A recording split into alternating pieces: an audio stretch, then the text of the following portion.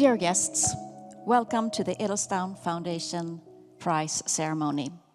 Today we honor this year's laureate.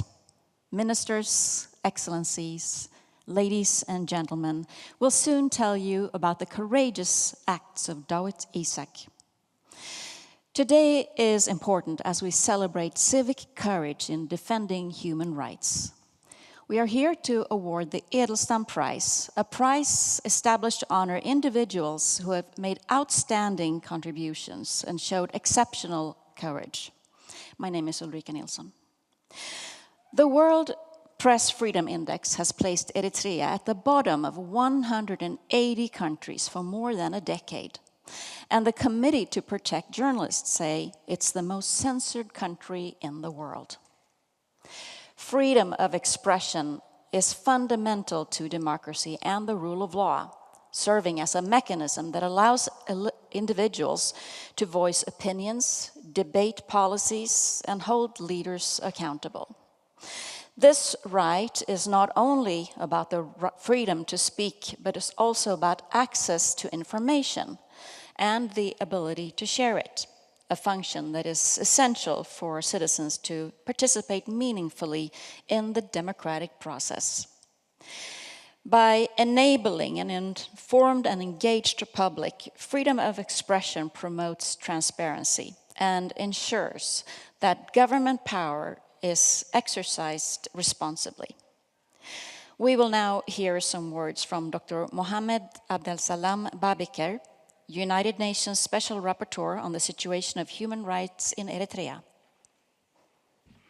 Ladies and gentlemen, distinguished guests, it is a great honor to stand before you today as we commemorate an extraordinary individual, journalist and a symbol of unwavering courage, Dawit Isaak. In 2001, Swedish-Eritrean journalist Dawit Isaak found himself at the heart of a struggle for press freedom and human rights.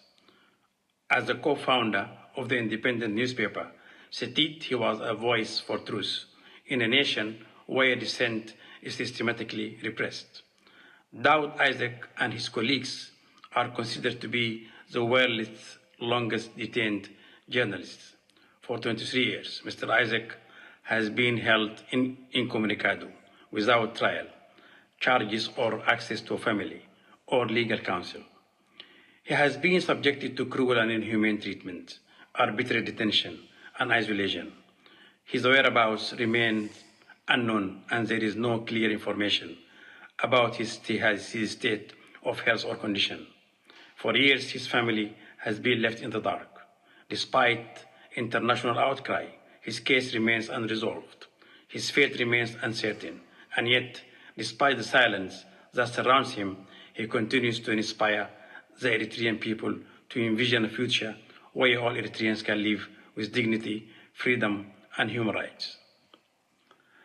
We are reminded today that there are still many others who remain in prison, many others whose stories are unknown, and many others who face persecution simply for expressing their opinion, thoughts, and beliefs.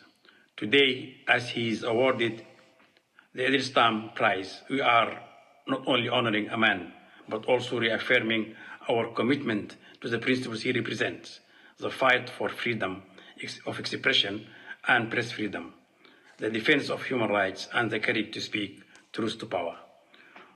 As we reflect on the significance of this award, let us also reflect on the responsibility we bear to act, to speak up, and to never forget those who continue to suffer in silence. We honor Dawit Isaak today, but our work is far from done. We must continue to call for his freedom and the freedom of all journalists, all activists, and all people who are imprisoned for daring to speak the truth.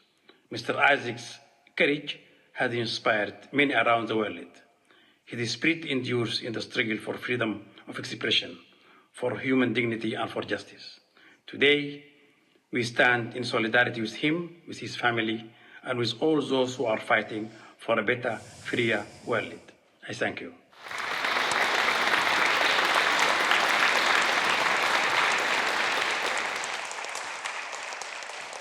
Protecting journalists is crucial in order to guarantee democracy.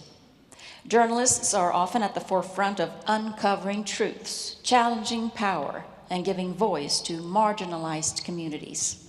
However, many journalists face intimidation and legal persecution, even violence, especially in regions where press freedom is restricted. It can take a lot of courage to be a journalist.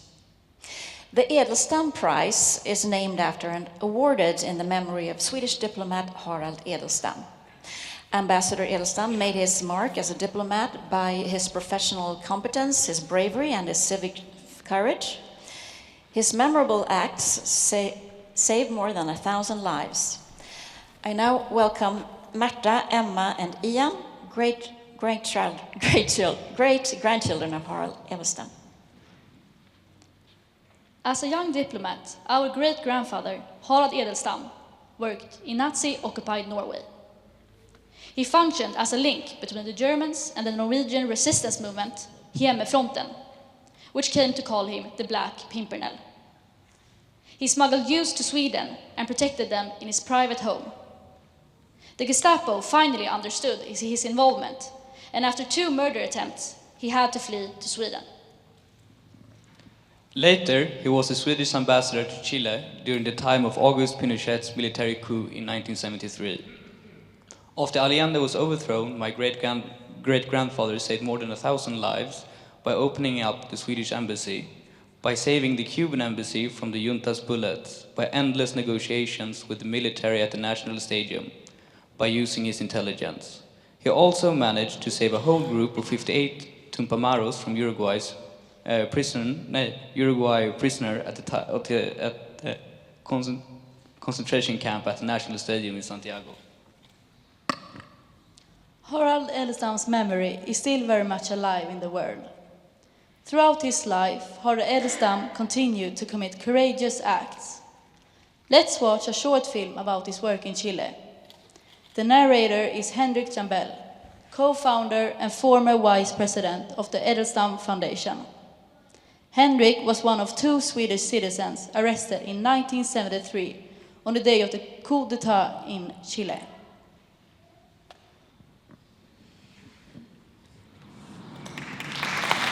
You are going to hear about a man that few of us here in Sweden know about. I'm going to tell you about the Swedish ambassador Harald Edelstam. In 1973, he was the Swedish ambassador in Chile. Chile was, similar to other former colonies, still struggling with both economical and political problems and injustice. Since 1970, the country had a coalition government with a social democratic policy, with Salvador Allende as president. Allende had launched a reform program disliked by the previous rulers and by US administration. Protest and sabotage was every day more and more common, which created big problems in transport of food and goods. Together with sky-high inflation, this created instability in the country. Under General Augusto Pinochet's command, the military and the police joined together, taking over power in the country. On the 11th of September 1973, the presidential palace in Santiago was bombed. I was there. I saw it all happen. We literally saw democracy being crushed right before our eyes.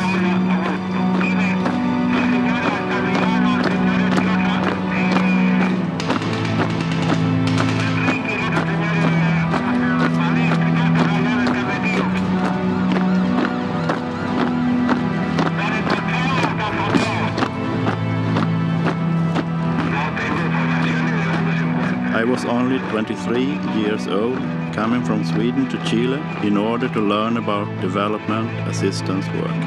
Suddenly I found myself in a police station with no idea what awaited me. No one knew where I was, but I was only one of many.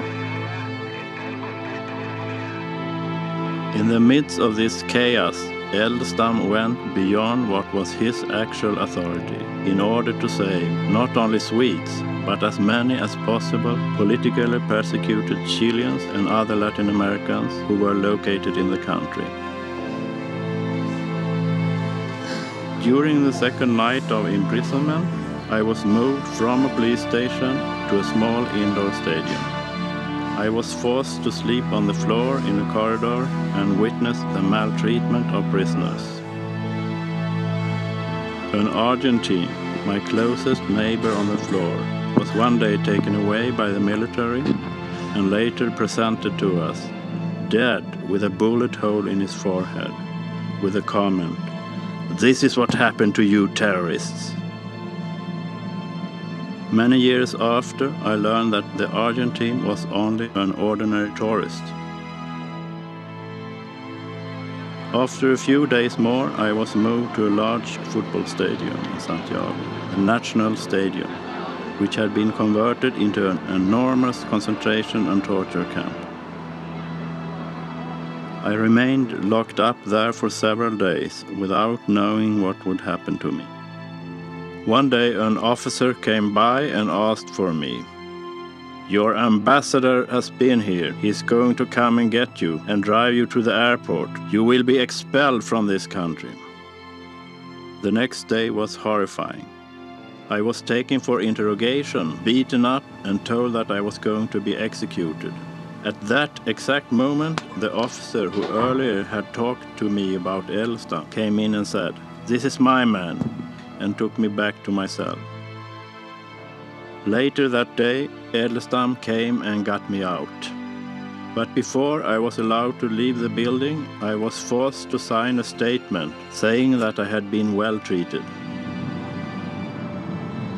By way of using his position as a diplomat, and above all, through his courage, experience, cleverness, and self-evident will to help others, he succeeded to save the life of approximately 1,500 people.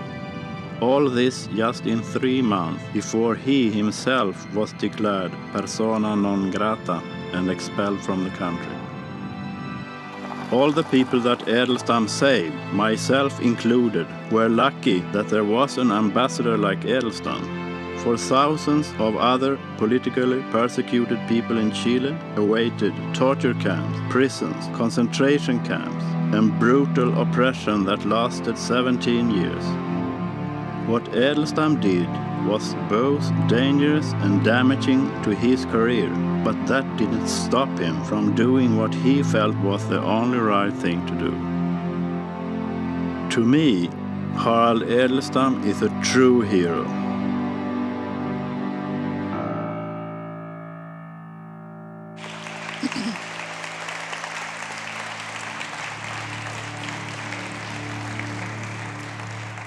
The courageous acts of Ambassador Edelstam are inspiring. We'll now hear about another very courageous person, Mr. Dawit Isaak, and I welcome Caroline Edelstam, who is co-founder and president of the Edelstam Foundation, who will tell us more about this year's laureate.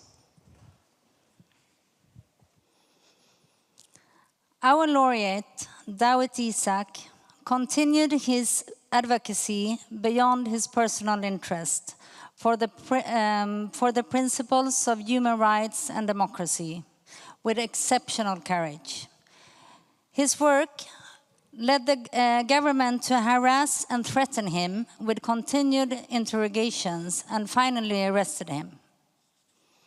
Who is Dawit Isaak? Besides being the world's longest unlawfully detained journalist, together with his colleagues, held incommunicado with charge or access to legal counsel for more than 23 years. Dawit Isaak is a poet, he's a writer, he's an artist.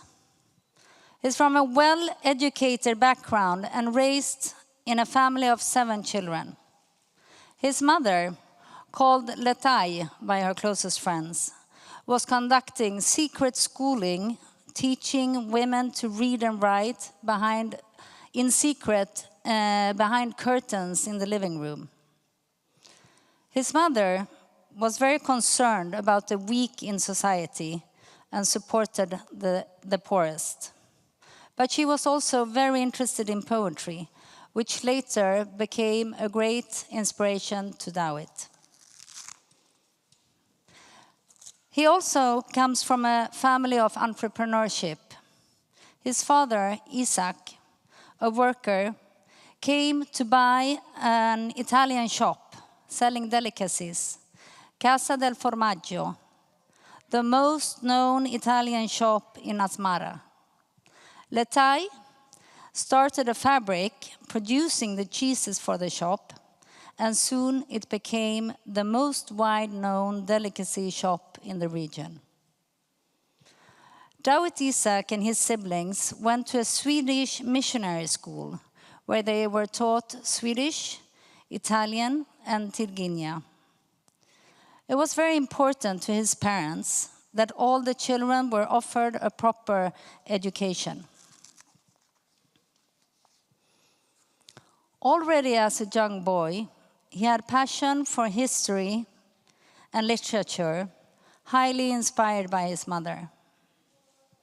And already in high school, he wrote a play about censorship that was banned, stopped by the headmaster, as it was challenging the political status quo. The family's children all had to be sent abroad during the 80s.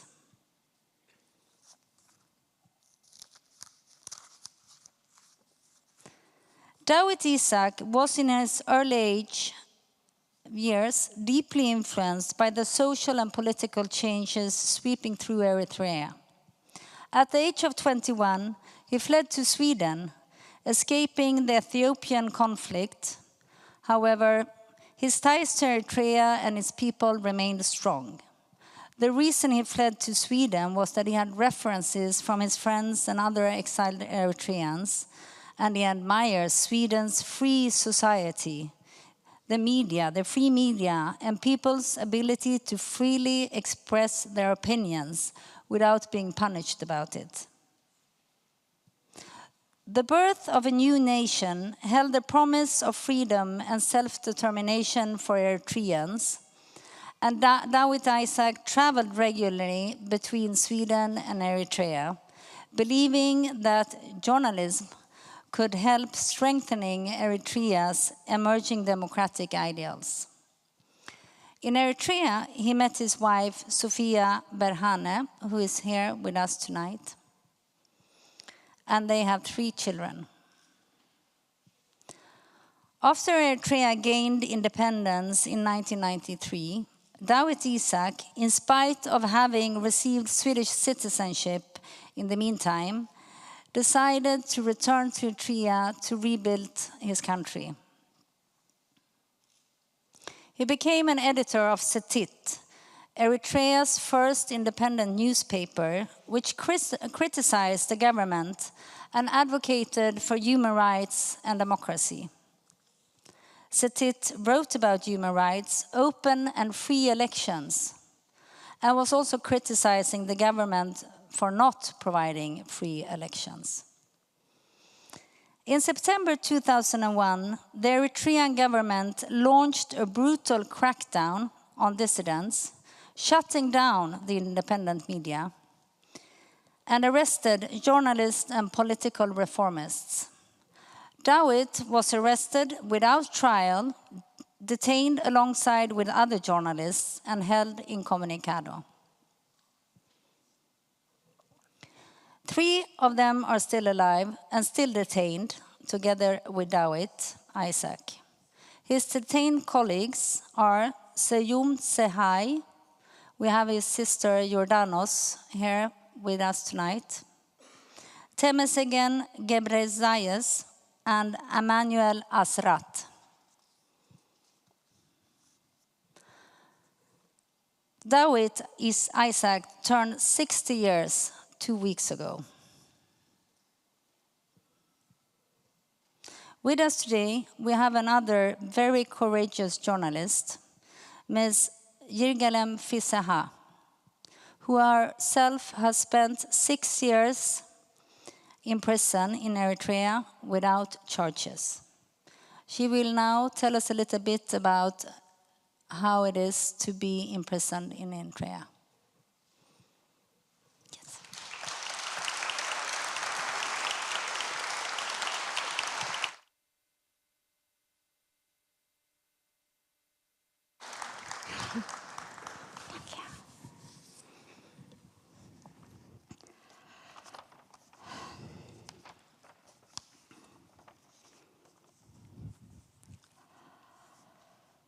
I'm honored to be part of this ceremony, and I'm grateful to the Edelstam Foundation for the opportunity. 5 years ago, in September 2019, I had a chance to attend in Gothenburg Book Fair. It was to give a glimpse of my experience of what it's like to be a prisoner in my country, Eritrea. In the venue, I joined panels to address Dawit's current situation and viewed portraits of him and his colleagues who are held incommunicado since 2001. Then moved to an installation that replicated Dawit's prison cell and an empty chair that represented his absence. On my return, I wrote my impression of the situation, titled Dawit, the Swedish Guy, and My Fellow Eritrean. I'm going to be reading a few lines from the text. As a series of images of my prison experience began to visit me, standing near Dawit's cell was so challenging. We also visited a space where Dawit and his colleagues were on display.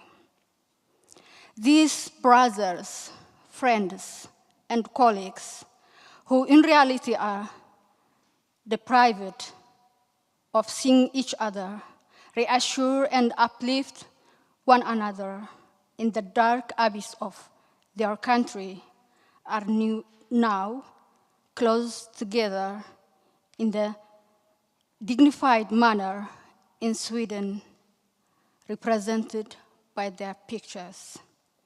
And those of us who are not allowed to visit them in the unknown prison in Eritrea had the opportunity to visit them on the display. 5 years later now, there has nothing changed. I feel deep grief that we are in a situation where we cannot even know their whereabouts. As we gather today to honor and recognize the heavy price Dawit is paying for his human and professional rights, I invite each of you to take a moment to imagine how he might be doing and what he might be thinking at this very moment.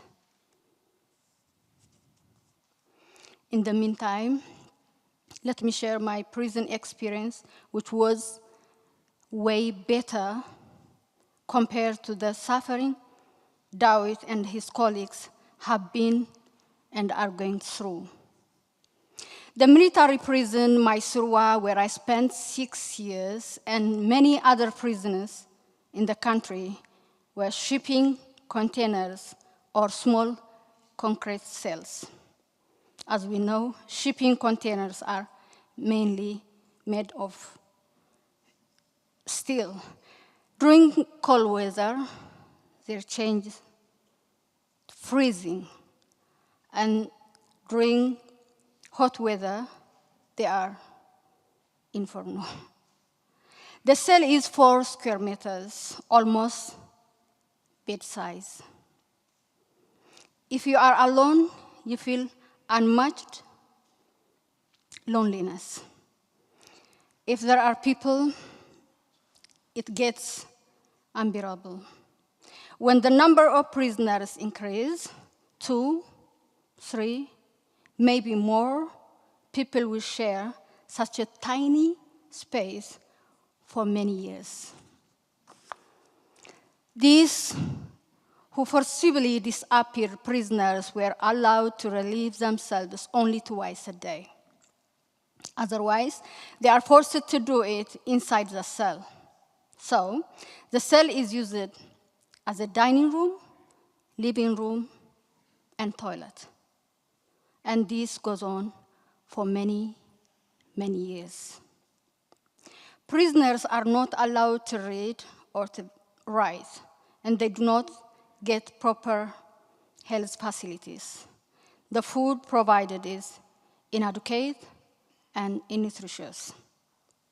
Around every 2 weeks, there is an extensive search to confiscate everything we are not allowed to have, like pens, books, papers, sewing needles, and sanitary pads.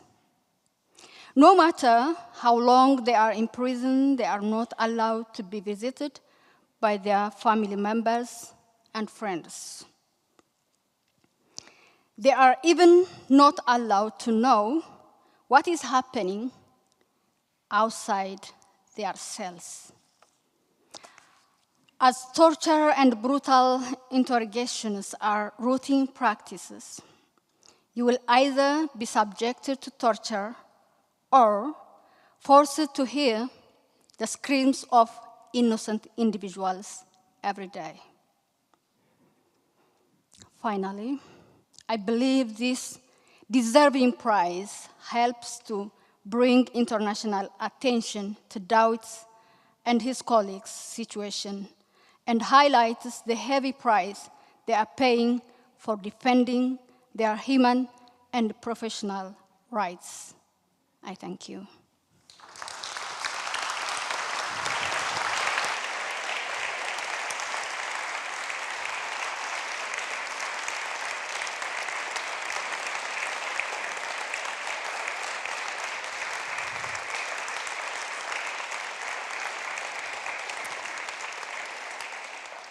Thank you, Yergalem. Hearing your story gives us an insight to what it might be for Dawit Isaak, and it makes it even more important to highlight his case.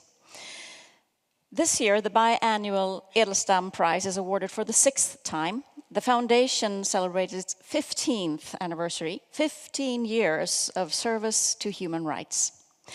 Having the courage to take risks, maybe putting your own life on the line to help persecuted people is rare. In extreme situations of human suffering, those who are willing to do so save lives, while they elevate the essential value of human dignity for us all. It's important to encourage people around the world who stand up against violence and persecution, who dare to work for justice, who have the courage to make perpetrators accountable for their violations.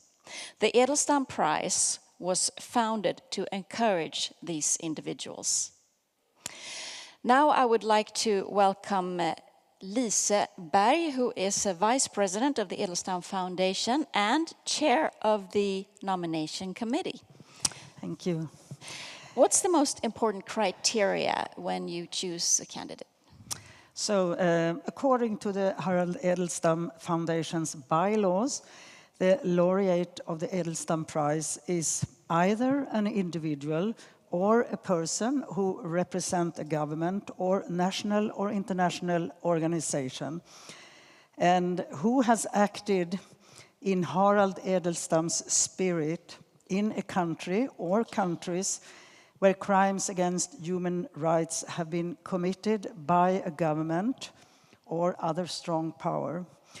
And it is a person who in actions have met all or many of the following criteria, namely has shown a significant ability to quickly analyze a complex situation, has been creative and unconventional, and above all, I would say, whose actions have demonstrated great civic courage in defending the human rights and often not allowing oneself to be stopped by formal obstacles or threats. And can you tell us more about the nomination process? Yes. First of all, it is an open nomination process, which means that anyone can nominate. We have a nomination committee of 6 members, including myself.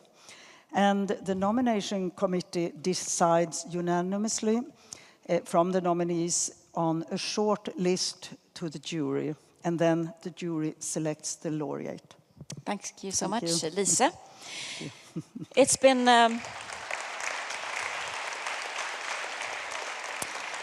it's been 12 years since the first prize was awarded, so let's have a look at some of the previous laureates.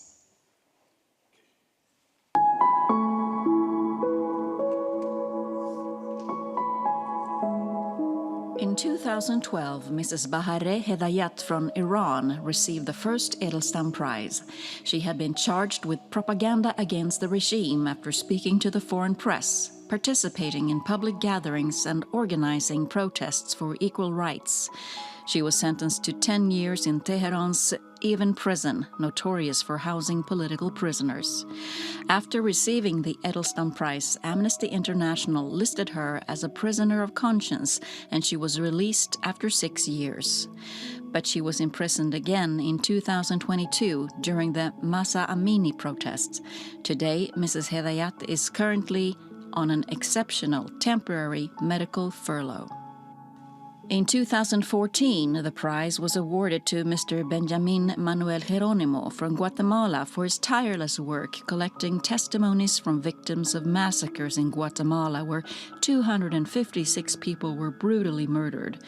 By organizing the victims, he made it possible to bring the dictator Efraín Ríos Montt to justice.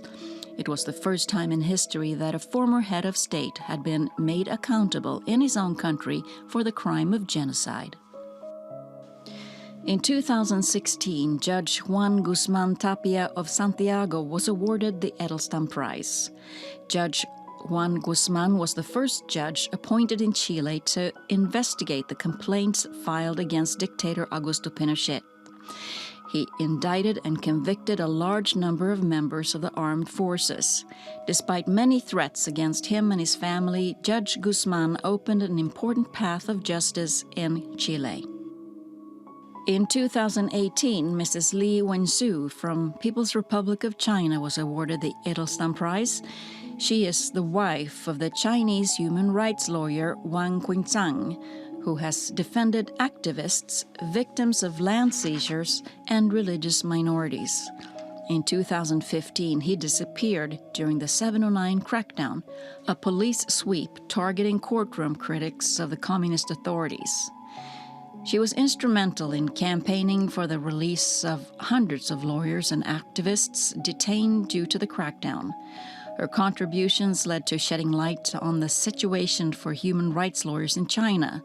Her husband is now released from prison, however, they live under surveillance still.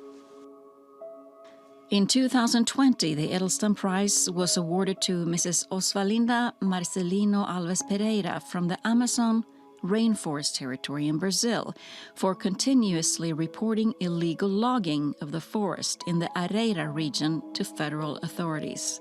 Criminal logging networks deploy men to protect their illegal activities and intimidate, threaten, and kill those who obstruct their activities, which are causing deforestation and destruction of the Amazon rainforest.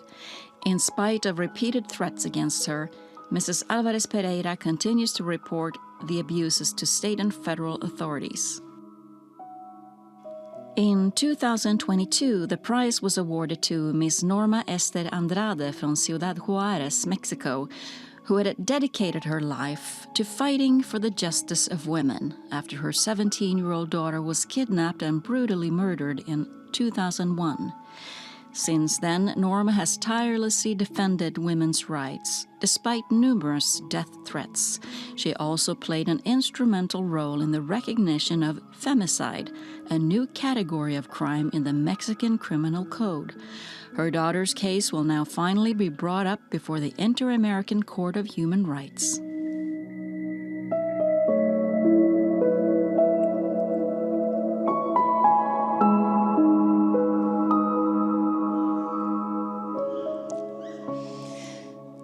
Quite a collection of courageous people.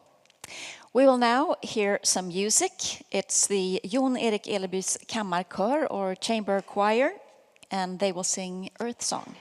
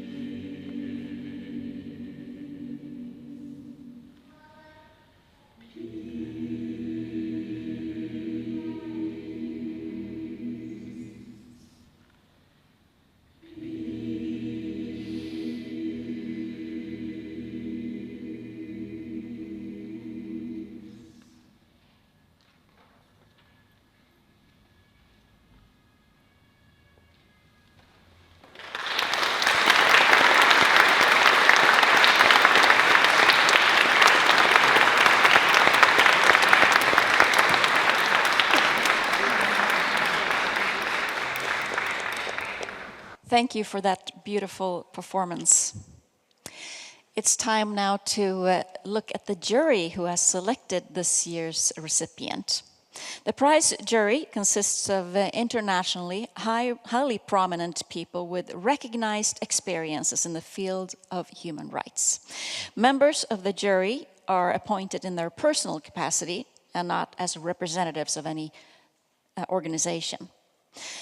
Members of the jury are Caroline Edelstam, Chair of the Edelstam Foundation, Judge Shirin Ebadi, Nobel Peace Prize winner in 2003, Professor Philip Alston, UN former Special Rapporteur Extreme Poverty Human Rights, Magistrate Patricia Linares Prieto, former President of the Special Jurisdiction for Peace in Colombia, Eileen Donahoe, Executive Director, Global Digital Policy Incubator at Stanford University, and former US Ambassador to the UN Human Rights Council.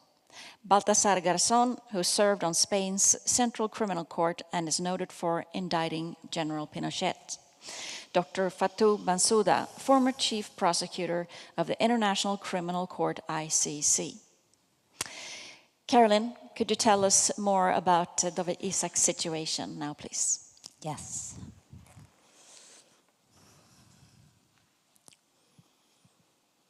Can you imagine being imprisoned for 23 years? Can you imagine how day by day, month by month, year by year pass? Can you imagine to have the exceptional courage it takes to fight justice? There was a brutal crackdown in September 2001 launched by the Eritrean government on dissidents, shutting down independent media outlets and arresting journalists and political reformists.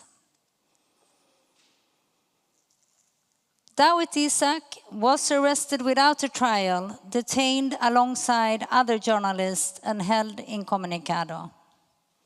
His arrest was part of a wider government purge, targeting those who challenged the state's authoritarian direction, among them the so-called G15, a group of influential political figures who had written an open letter calling for democratic reforms. This was also published in Setit. Dawit Isaak, all journalists, and the G15 group were subsequently branded as traitors and accused of being involved in an attempt coup d'etat. Can you imagine how you are imprisoned in September 2001, spending 4 years and 2 months in prison? And all of a sudden you're set free, thrown out on the street. Today, the 19th of November, is an important date. On the 19th of November in 2005, Dawit was released in order to visit a doctor. Can you imagine how you call your family in Sweden, telling them that you are free? Can you imagine the relief of finally being free? Can you imagine the trust you put in your government to bring you safely home to your family? To the country you have received a citizenship from, the country you so highly admire for its great freedom of expression and for being one of the greatest democracies in the world.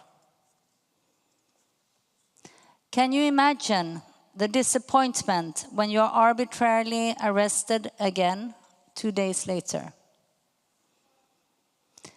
Can you imagine how your soul is being thrown into pieces, how your beliefs vaporize, how everything you ever fighted for, stood up for, advocated for, turns out to be worth nothing.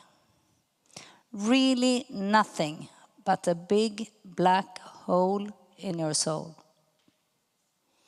Minute by minute, day by day, year by year, for 23 years and 2 months. Being exposed to beating, interrogations, torture, having extremely poor health conditions, waiting for a visit. A family member, a lawyer, a Swedish consular authority, a visit from anyone, just anyone. Waiting for a trial, waiting to know what you're accused of. Did we forget about him? No. Did we stop talking about him? No. Did we really do everything to set Dawit Isaak free? No. Because he is not free. And he is not here with us today to receive his well-deserved prize for exceptional courage and in standing up for freedom of expression, one believes, and in the defense of human rights. Let's have a look at a report from news channel France 24 from the last week. Dawit Isaak has been in prison for the past 23 years in Eritrea, without trial, without charge, and with no word from the government about his whereabouts or his health. Isaak set up Eritrea's first independent newspaper, and in 2001 he was arrested after publishing articles calling for democratic freedoms. The current government, led by President Isaias Afwerki, has been in power since the country gained independence in 1993. Under his authoritarian grip, all political opposition has been crushed and any dissent is harshly punished. Now, in recognition of Isaak's courage in the face of this injustice, he's been awarded the Edelstam Prize, one of Sweden's highest honours for human rights. Earlier today, I called Eritrea's Minister of Information, Yemane Meskel, to get a reaction. He told me that this is an old story, that the country has been very clear on its policies, before telling me to stop wasting his time, and then he abruptly hung up. Meanwhile, international organisations like Reporters Without Borders have said that they will remain mobilised until Isaak is released from prison. The award will be handed over to Isaak's daughter in Stockholm on November the 19th. This is just one example of the great global media attention we have seen the past days. It shows the power of and the support of the international community. Democratic countries should put pressure on the perpetrator, in this case Eritrea, which is essential and could have a noticeable effect. Enforced disappearances and persecution of journalists are grave human rights violations.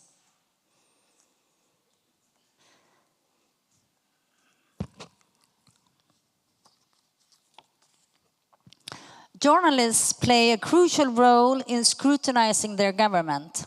The civil society plays one single role: to scrutinize the power in a country.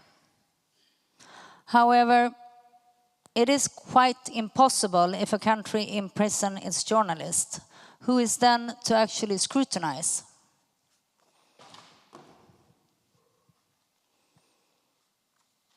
The international community has to intervene when a country cannot guarantee the safety of their own citizens, when the country itself is its perpetrator.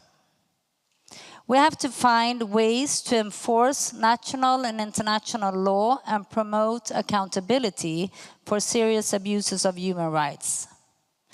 Where violations have occurred, states must be held accountable. The international community has a responsibility for establishing justice, ensuring the protection of victims, and upholding the principle that no one is above the law. We will now hear from Mr. Buran Sönmez, who is the president of PEN. 10 International.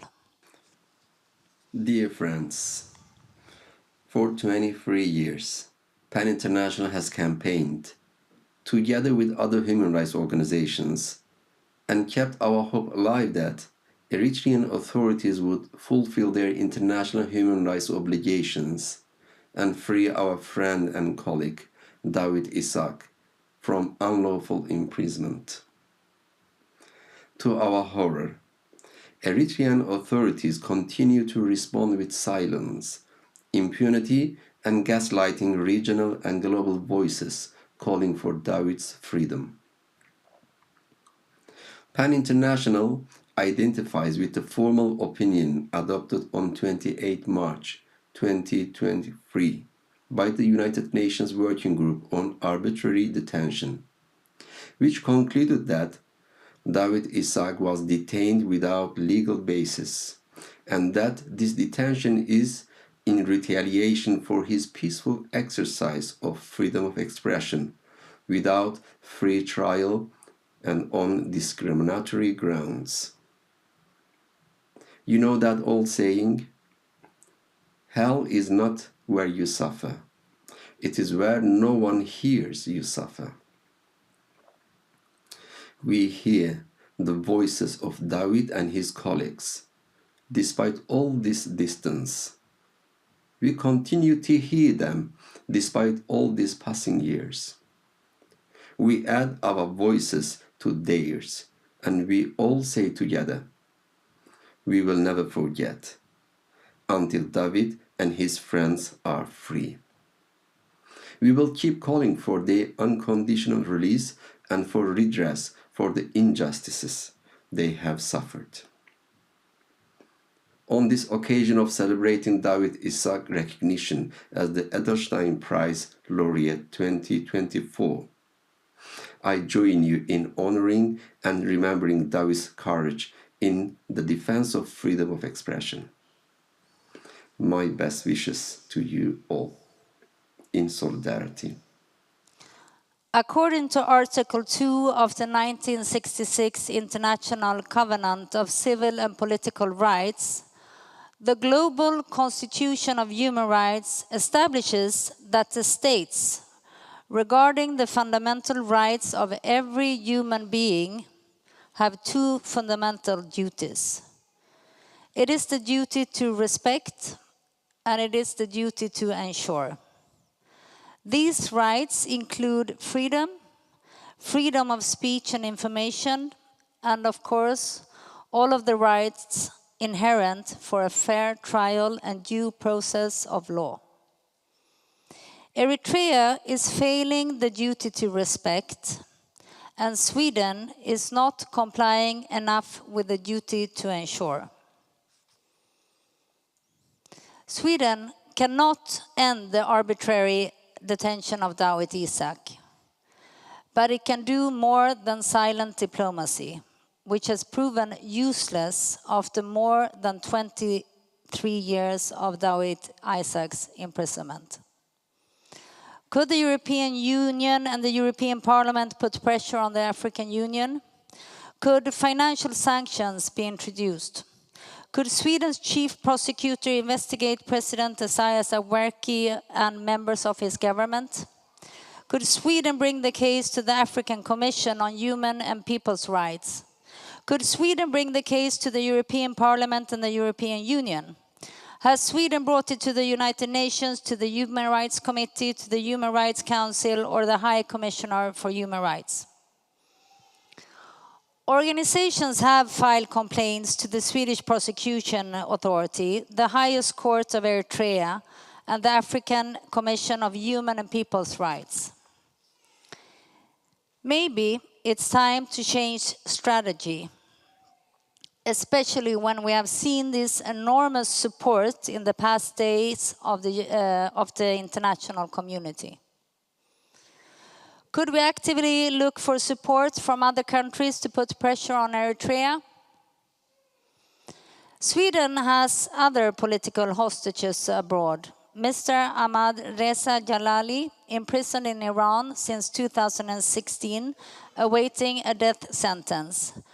Mr. Gui Minhai, detained in China and forced to admit a crime he did not commit. with their governments failing them and leaving them alone in their fight. Mr. Ahmad Reza Jalali's wife, Vida, is here with us tonight, honoring us with her presence. And I would like to read a short greeting from Miss Angela Guy, Mr. Guy Minhai's daughter, who couldn't be here with us today.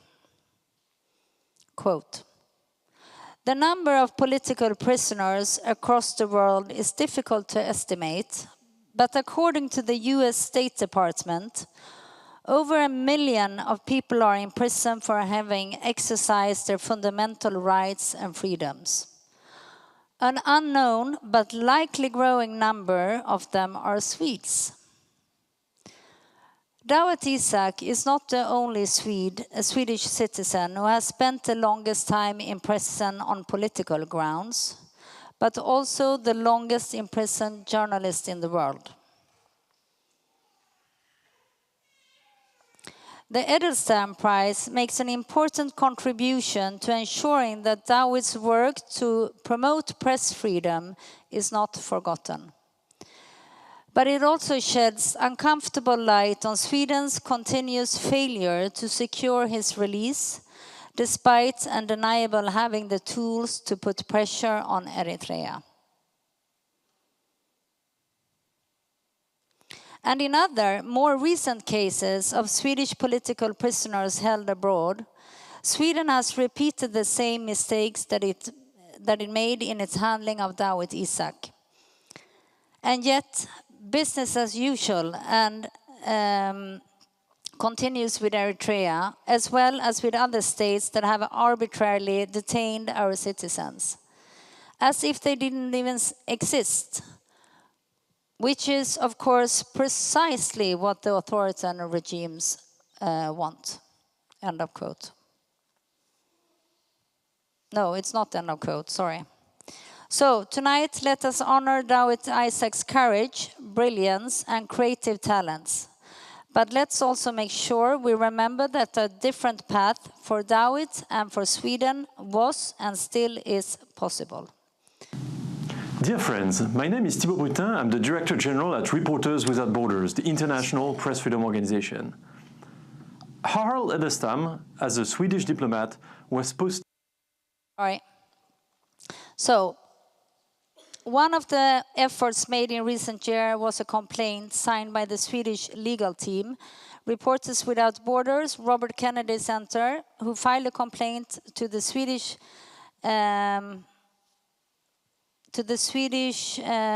prosecution authority regarding crimes against humanity, and finally ended up with the Swedish prosecutor general, who decided not to open an investigation, as Eritrea was not expected to cooperate.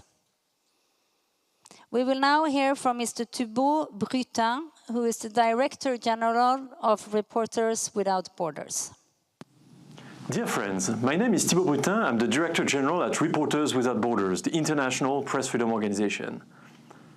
Harald Edelstam, as a Swedish diplomat, was posted in occupied countries, in repressive regime, and he knew what a closed society was and how much freedom fighters or freedom activists needed support.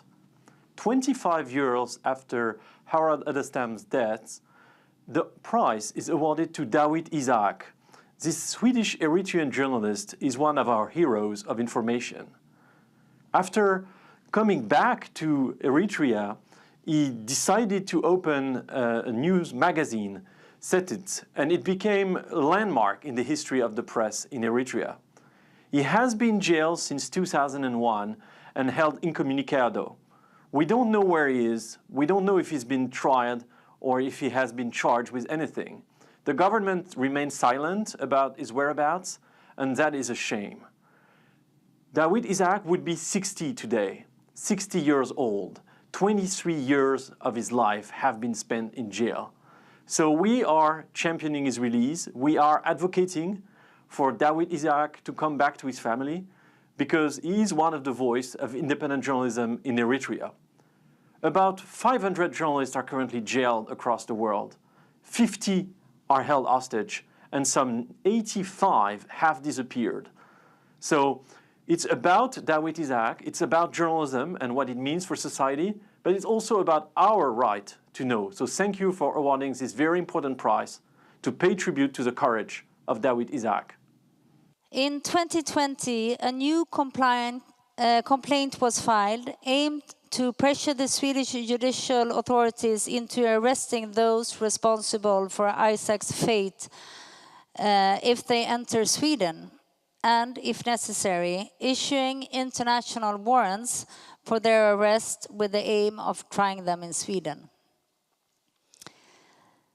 The complaint was signed, among many, by several international prominent human rights lawyers, including Irving Kotler, former Minister of Justice and Attorney General of Canada, Antoine Bernard, lawyer and senior advisor for international litigation at the Reporters Without Borders, David Matas, Canadian human rights lawyer, Navi Pillay, former judge of the High Court of South Africa, former president of the International Criminal Tribunal for Rwanda, and former judge of the International Criminal Court and former UN High Commissioner for Human Rights.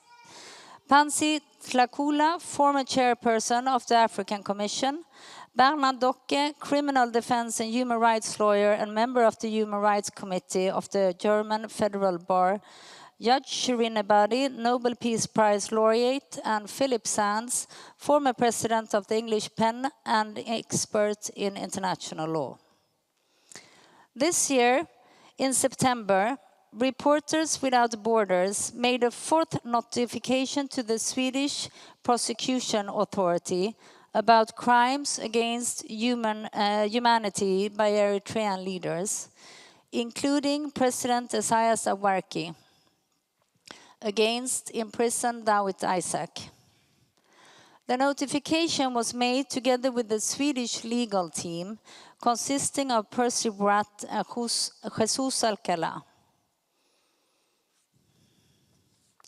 Today, we were reached by the news that Sweden's chief prosecutor said they will not pursue their suspicion of crimes against humanity in this case. Isn't that an irony? The same day that Dawit Isaak is awarded the Edelstam Prize. The Eritrean regime must be applauding. Tick, tock, tick, tock, tick, tock.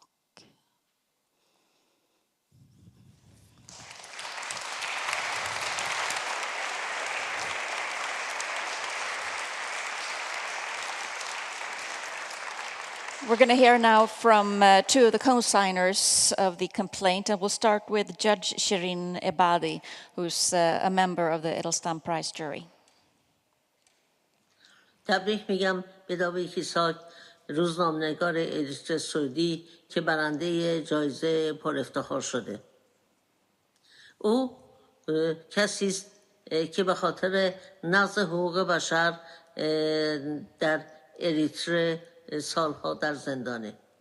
خبرنگاران وسیله جز زبان و بیان خودشون برای مبارزه با دیکتاتورها ندارند و به همین دلیل غالبا در معرض خطر هستند. حمایت از خبرنگاران وظیفه انسانی است. ایساک و سایر زندانیان سیاسی و عقیدتی در اریتره را آزاد کنید. And we'll also hear from Dr. Philip Sands, human rights lawyer and expert in international law, who signed the complaint as well. Hello, this is Philip Sands calling in from London on this wonderful occasion to celebrate Dawit Isaak. And it's a message for you, Dawit, and for your family and for your friends. It's a way of recognizing that you are not forgotten, that your contribution is recognized and understood and known over the world, that we are there with you, and that you are not forgotten, far from it. Your contribution to freedom of expression, to the idea that ideas are to be disseminated and sent locally and nationally and globally is there forever. And as the days pass and turn into months and into years and even decades, we just want you to know that you are in our hearts, you are in our minds. The principles you fight for and have fought for will prevail, that life is a long game, that justice is a long game, and that the struggle goes on. This award is of huge significance because it is located in Sweden, because of who those individuals associated with are represent, and because of what you do. This is a way of signaling that Dawit Isaak's values and principles prevail, are understood, are appreciated, and are fought for. Thank you, Edelstam Foundation, for bestowing this award. Thank you, Dawit Isaak, for what you have done, for what you are doing, and warm wishes to the whole family and to all friends of wonderful, valuable Dawit Isaak. Time keeps ticking. Caroline, please explain how the jury came to choose this year's laureate, Dawit Isaak. Thank you. I will read the motivation. So, Dawit Isaak is an Eritrean Swedish citizen. He was born in Eritrea under Ethiopian occupation and developed a passion for history and literature inspired by his mother. In high school, he wrote a play about censorship that was banned for challenging the political status quo in the country. At the age of 21, he fled to Sweden seeking safety during Eritrea's liberation war and was received as a refugee. The reason that he fled to Sweden was that he had references from other Eritreans in exile, and that he admires Sweden's free society, media, and people's ability to freely express their opinions without being punished for it. After Eritrea gained independence in 1993, Dawit Isaak, in spite of having received Swedish citizenship in the meantime, decided to return to Eritrea to help to rebuild his country. He became an editor of Setit, Eritrea's first independent newspaper, which criticized the government and advocated for human rights and democracy. His work led the government to harass and threaten him with continued interrogations.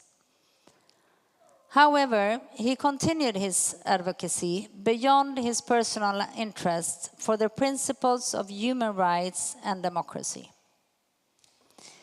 He did not give up, and for being a courageous journalist, daring to publish open letters calling for democratic reform in Setit, he ended up being arbitrarily arrested in 2001. He was held incommunicado without trial and denied access to family, consular assistance, and the right to legal counsel, effectively an enforced disappearance. During a crackdown where 10 other independent journalists were arrested in September 2001, together with 11 reformists. Politicians, members of the Eritrean President Isaias Afwerki's government, known as the G15, urging the government to hold open elections and implement a newly drafted constitution. Dawit Isaak went on writing about human rights, open and free elections, and criticizing the government for not providing free elections. He has continued to influence the Eritrean people to care about their fundamental rights. Today, Dawit Isaak is still in unlawful detention and is considered to be the world's longest continuously detained journalist. He has been held in prison since 2001 without a trial. He has not been charged with a crime, and he has not been permitted to talk to his lawyer. Amnesty International has listed Dawit Isaak as a prisoner of conscience. The Edelstam Foundation calls on the international community to act, since the Eritrean and Swedish governments are failing to protect their own citizens. Mr. Dawit Isaak, in a humanitarian, security, and human rights perspective, and are not fulfilling their obligations under international law. Further, the Edelstam Foundation respectfully asks the authorities of the state of Eritrea to free Dawit Isaak, together with the other still imprisoned journalists and members of the G15, and in any case, to immediately reveal Dawit Isaak's whereabouts and to respect, without delay, his right to be visited and assisted by a lawyer and by Swedish consular authorities. At this point, we would have liked to welcome Dawit Isaak here, but as he can't be here, his daughter, Betlehem Isaak, will accept the prize on his behalf.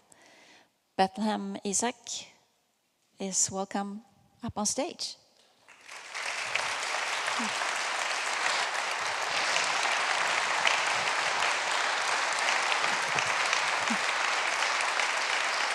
And the prize consists of a diploma and also a piece of art by Henry Unger, a Swedish contemporary artist.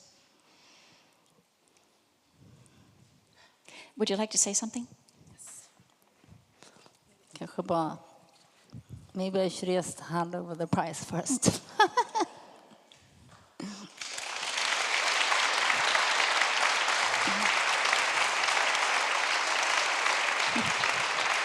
Jag lämnar det.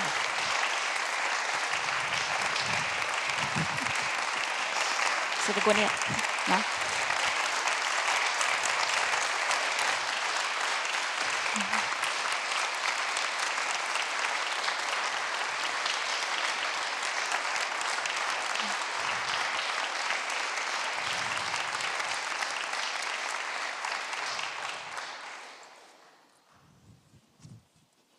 I leave the floor to you, Miss Isaak.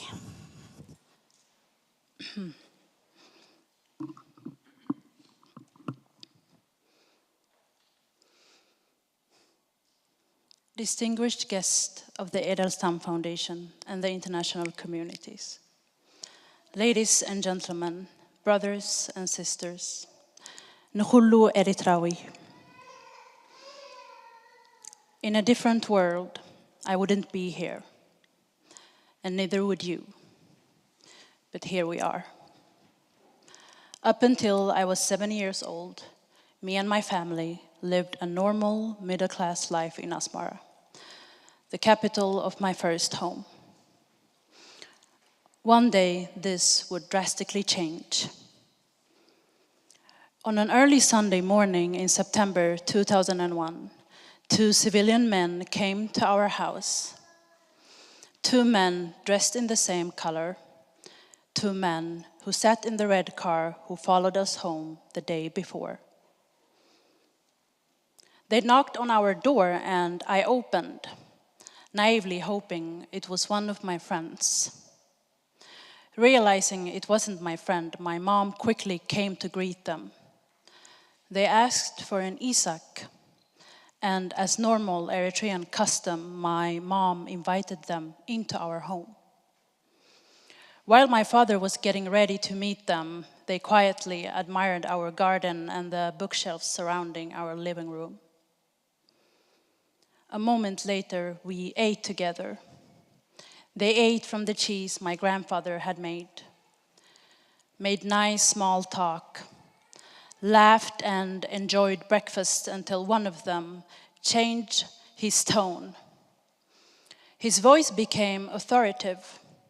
He stood up, looked at my father and said, Dawit, Nechid.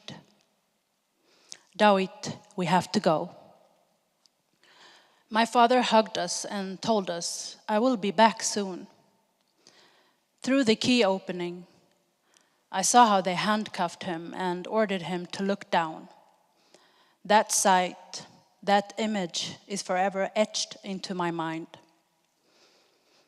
As a child, you might not have the capacity to express every feeling, but you sure feel it. Sometimes a life like this feels surreal. As someone once told me, this only happens in movies. But as time goes, you learn to live with it, breathe through it, you normalize it, but you never accept it. That Sunday morning, those two men took my father away and changed my life forever. It's been 23 years since, and a life has gone by. I've lived in different cities, I've traveled, I've graduated, and I've even become a mother. But who is my father, Dawit Isaak, you may wonder? For me, he is my first love and my first teacher. He taught me how to read and write. No question I asked was neglected or seemed too hard to answer. One day, while eating our melting gelatos, we walked past an old mosque, and I asked my father what kind of building that was. After a few minutes, we were in the mosque and got a tour. Another time, I got to skip school because I wanted to go to work where the adults went. My father took me with him, and I was fascinated. There were other nerds doing nerdy things. They were reading, writing, talking on the phone, talking to each other, occasionally smoking, and doing it all over again. As you can imagine, I quickly got bored. Before my father became a parent, he was a writer, a poet, an immigrant, a student. He was a young man in a new continent. He came to Sweden in the 1980s, fleeing Africa's longest civil war. In 1991, Eritrea got its independence, and my father went back to be a part of a new, young, and free nation. As many Eritreans like him, he had hope of a strong nation who respected democracy, rule of law, freedom of speech, and human rights. He and his colleagues started Setit, the first independent newspaper in Eritrea, and it soon became the biggest newspaper, influencing people to demand basic human rights. Setit wrote about the importance of creating your own identity as a human rather than taking one that's given to you by your family, your religion, your ethnic background, or your gender. They wrote about the right to own land, the right to education. They wrote about the shortage of water and how hunger affected people on the lowlands. They also wrote about how discrimination and stigmatization affected those living with HIV/AIDS and how this further spread the infection. Most importantly, Setit gave the voiceless a voice. Eritreans who'd never been heard before because they were poor, uneducated, or had an ethnic background that was looked down upon.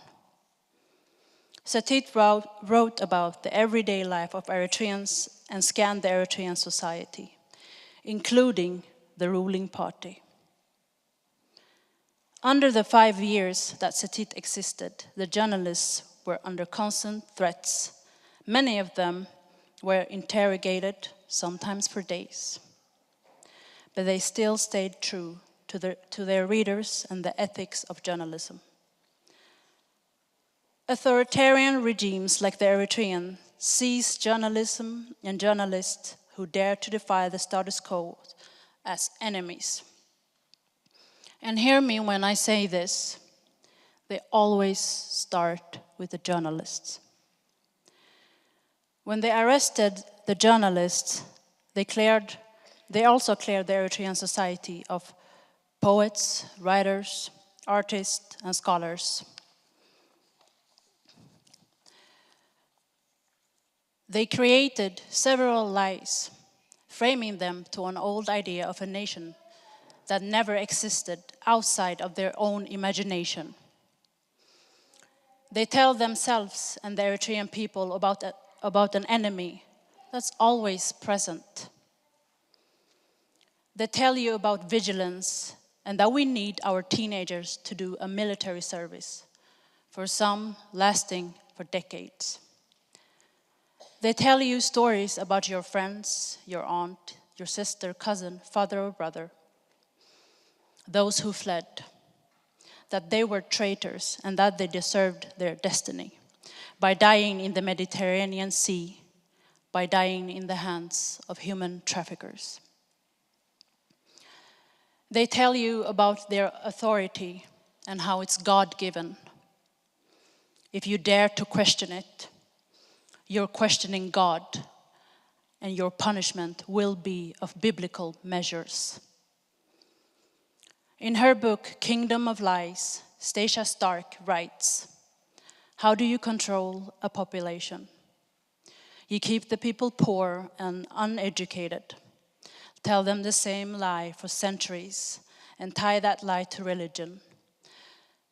Those people will believe you even when the truth is dancing naked in front of them. In a different world, we wouldn't have to be here, but here we are. This fight, this prize, is not only about freeing those imprisoned. It's not only about my father Dawit and the hope of a democratic process in Eritrea. It's also about courage. And I just know that the late Mr. Harald Edelstam must be smiling. His legacy is not only living by thousands of people going in his footsteps. It's thriving because of his courageous granddaughter, Caroline Edelstam, and the Edelstam Foundation. This prize is also about remembrance, to not forget those who stand for the freedoms and rights most of us here take for granted. It's about speaking truth into existence and saying their names. Siyum Tsahaye, Dawit Habte Mikael, Johannes Joshua Fesahaye, Amanuel Asrat, Mariana Zoltofa, Ludmilla Shekina, Gu Minhai, Mohammed Oxygen, Aslan Gurbanov, Meskerem Abera, Andrei Famin, Katarina Andreva, Roman Ivanov, Stanis Bujakera, Hatis Duman, Dawit Kabede Araya, Mustafa Gök, Nilufar Hamedi, Kingsley Nyoka, Elahe Mohammedi, Mohammed Abu Zaid, Jimmy Lai, Sai Taike, Ivan Faranov, Dan Kang Yang, Jose Ruben Zamora, Ahmadreza Jalali, Victor Tikai, Ahmed Birsin, Hamid Mahamdoui, Thomas Alan Gambo, Sandra Mahaza, Dawit Isaak. Thank you.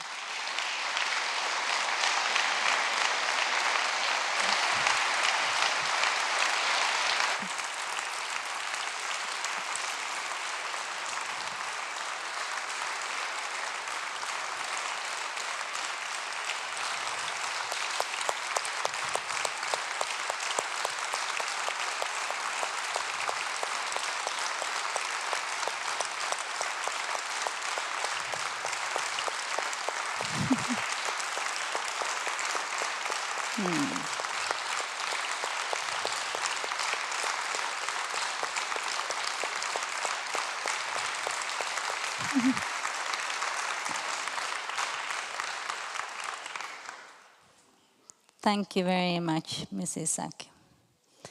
Your father's fight for human rights, democracy, and freedom of expression is very important for journalists around the world. I would also like to thank you for coming here today, Betlehem, to receive the prize on behalf of your courageous father. Thank you to all relatives being here. But I also want to thank you for your brave and tireless work. I mean, the whole family. We have Mr. Isaak here as well with us tonight to work to change the situation. It's a great honor to have so courageous people in this very same room. There are very many organizations, individuals who have been working for Mr. Dawit Isaak for many years, tirelessly trying to change the situation. And I think it's very strengthening in having many of those persons in this room tonight as well. We would also like to thank all the fantastic people who voluntarily and tirelessly help and work for the cause of the foundation. Thank you. And we would also like to thank all of you for supporting our work in supporting others. We are grateful for this. It's needed. I would like to thank some of our partners, Eventum, Carl Benett AB, Selhall, Svennerstål, och Partners. And I would like to thank Mr. Henry Unger for contributing with the piece of art for this evening. And finally, I would like to thank you all for being here tonight with us on this important day. Before I will leave, I would like to share a little story with you. I know that Bethlehem's grandmother, Letai, the mother of Dawit Isaak, told her a little anecdote after Dawit was imprisoned, which I would like to share with you all tonight. She had met a woman who told her, "Your son is a light and will be surrounded by many, many other lights. Therefore, we will, after the ceremony, all together go down in the garden to light a candle and demand for his immediate release." We will now welcome the wonderful choir, Jon Eriks Elebys Kammarkör. Thank you so much for being here tonight. And they will sing the Swedish song, Nu kommer kvällen.